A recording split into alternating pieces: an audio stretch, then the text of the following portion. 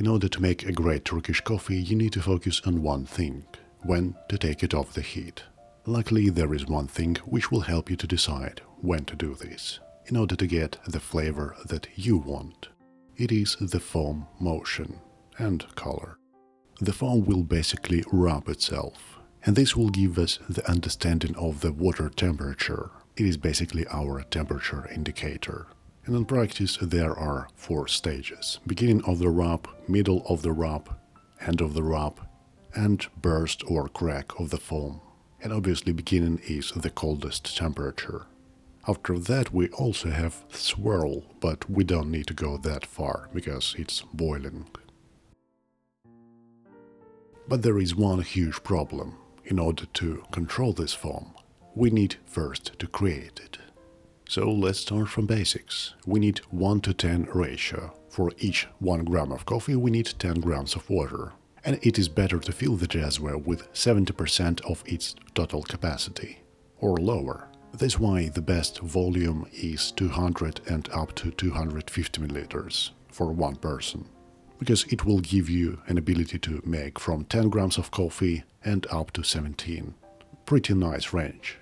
As for the grind size, we don't need powder grind size, we need something like espresso or a little bit smaller. Here is why. While roasting green coffee, it produces CO2 and stores it inside. And when we grind the coffee, it releases it. So we don't need very small particles, because we will release all of the CO2 out into the air, and we need it for making a proper Turkish coffee. So the most reasonable grind size is like for professional espresso.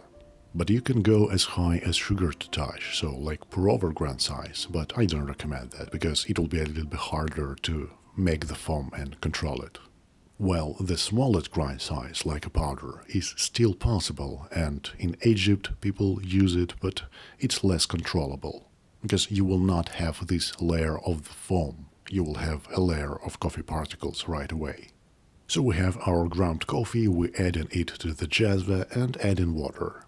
To expedite the process you can use water up to 60 degrees Celsius, but it doesn't matter. Which also somewhat doesn't matter is the time of heating. You can use high heat or low heat, both will work and produce a great result.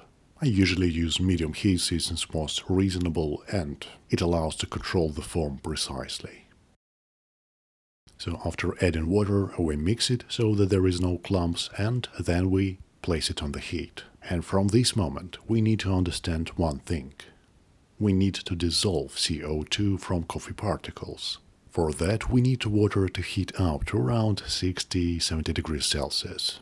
Because at around that temperature we will have a separation of foam from coffee particles. So coffee particles will release CO2 and go down. Because later on they will float and push up this foam and create a second layer of coffee particles or crust. And if you don't mix the coffee, you mostly will have a layer of crust at the top, which will boil over unexpectedly, and it is not controllable, so we need to form a layer of foam at the top. For that, usually you need to mix coffee at around 1 minute, or when it is hot enough. You don't need stopwatch for that, just watch on the foam. When you mix the coffee, light foam should appear. That's the sign that you've done everything correctly. But if you use slightly coarser grind size, slightly bigger, you can mix coffee twice or even 3 times. The main thing here is to not have coffee particles in this foam layer. If you have them, mix coffee after around 30 seconds, so that you have a clean layer of foam. Then what goes inside? Coffee particles will start to push this foam, and at some point, when the water is very hot, the foam layer will start to rub, usually from the sides, but depends on the shape of jazva. And by the way, you can use even milk pitcher for making Turkish coffee. It's not important to have jazva, but it is better to use a small or reasonably big pot. So stainless steel and glass is fine, but it is better to use copper. So that's our most important moment, control of the flavor. When the foam starts to rub, it is the beginning of the rub, and it is mostly suitable for anaerobic processed coffees, which don't like high temperatures because at high temperatures they release aggressive flavors, so your coffee will not be balanced. That's why, if you're making anaerobic coffee, stop here. And how to stop? And there is a very important step. Listen carefully. When you stop in the brewing process, take it off the heat and mix it right away. Mix it properly. And after that, right away serve it into the cup. We mix in coffee because the layer of coffee is pretty thick and upper part of this layer is not contacting with hot water, so this way we make an extraction even. If you skip that, it still will be fine, but you will not be able to share this coffee to other cup, the flavor will be unbalanced, and overall the body of the beverage will not be as thick, as pleasant, and as rich as it could be, so don't skip the third mixing. Anyways, next step is middle of the rub. It's when the foam is darker on sides and slightly brighter in the middle. There is one spot like 2 centimeters. This stage is usually good enough for beginning, for starting jazz journey, because it's most universal. This brewing temperature is proper for light roast coffees, especially from South America, some anaerobic as well. Basically, when you have lower temperature of water beginning of the rub, we will have acidic flavor. And then when you go to the full rub and even burst of the foam, you will extract more dark flavors, like chocolate, nuts, and these dark flavors, as I call them, they may overpower fruity notes and delicate notes like flowers. That's why if you have big acidity and you want more body, more richness, next time rub it more. And if you won't perceive these delicate flavors, it is better to rub less, have a lower brewing temperature. But there is one rule. For African coffee, especially worst processed, I usually do a full rub or even burst of the foam, so that I have a proper, rich flavor. Otherwise, it could be a little bit acidic. This coffee is special because it usually don't have this heavy flavor of chocolate and cacao, so you will preserve all of the flavors. But let's say Guatemala and similar coffees from this region will have more chocolate notes, and they sometimes have citrus notes, apple, and you may overpower them with chocolate. So you need to balance this out, and that's why middle of the rub is the way to go for start. And second cup you will adjust it. So it's basically similar to other brewing methods like pour-over. You have lower temperature, you have more acidity, you have higher temperature, you have more complexity, but to some degree.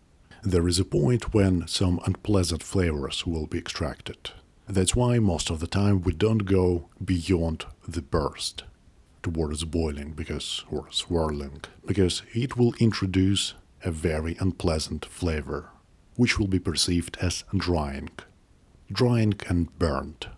You don't burn the coffee, you just extract these flavors. So if you see traditional Turkish coffee videos, they are making bitter coffee, and it probably will be drying. But if you want bitterness, go with a higher temperature, more rubbing, more swirling. That's basically the basics of Turkish coffee, but there is a thing. You need to drink it slowly. After serving it into the cup, it needs to stay for around 5 minutes so that the coffee particles will go to the sediment. Because we don't need suspended particles into our coffee. They will block the perception of flavor. And some delicate coffees are best perceived when the coffee is warm or even room temperature. So it's better to wait for at least 5 minutes for it to cool down. Then you need to blow on the foam so you don't drink foam. And also if there are some particles trapped in the foam, they will be released and go to the sediment. So you'll be drinking a clean coffee, similar to espresso. And then you drink it for like 10-15 minutes and enjoy your life. And it will be the best experience in coffee you've ever had. Except maybe a very good espresso, but very good espressos are rare. If you want to make them, check other videos on my channel. And for full brewing with explanation, here is a video in the description with the full process uninterrupted. Thank you for watching, see ya.